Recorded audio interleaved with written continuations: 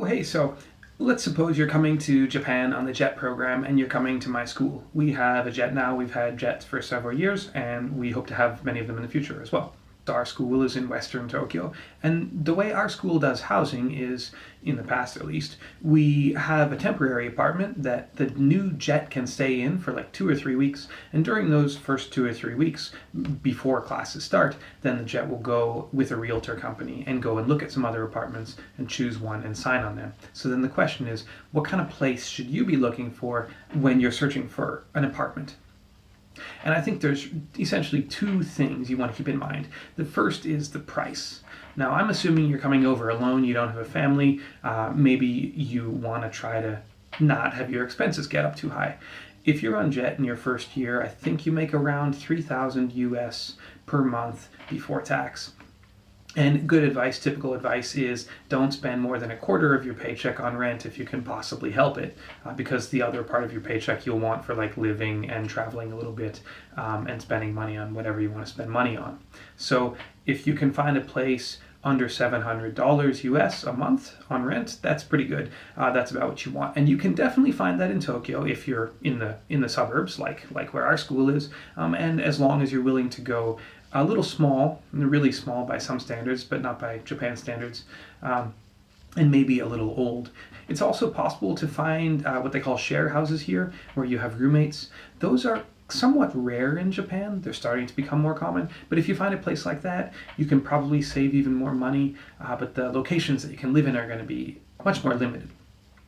Yeah, and then the second thing is going to be location. So my school is really far from the train station. You can't just take a train to school. You could take the train to one of the close stations and then take a bus from there. But I think that's not a good way to go. You're much better off living within bus range or bicycle or walking range to school.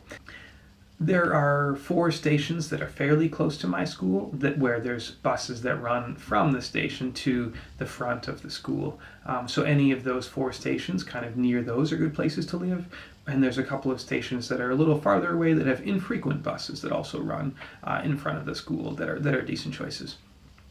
The big advantage to that is if you live within bus range of school, you can take the bus to school and then take the bus home. And then if you want to go out in the evening or on weekends, then you can take the train, and that's near your apartment. So you have a lot of flexibility.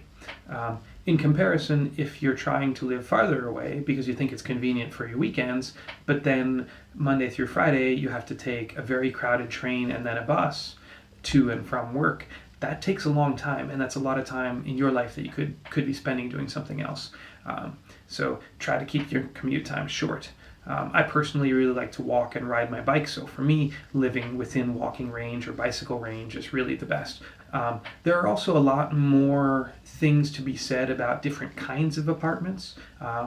And you definitely want to read up online, but the short version is, if you're living in a small apartment building that's made out of wood, it will not have good sound insulation, so your neighbors, if they make a racket, you'll be able to hear it, and vice versa. If you make a racket, your neighbors will hear it, and then they'll complain, so you have to be very quiet if you live in a wooden apartment building. If you live in a large apartment building, most of those are reinforced concrete, and on average, reinforced concrete is pretty good at blocking out sound, so you can make some noise without anyone complaining or without anyone being able to hear you.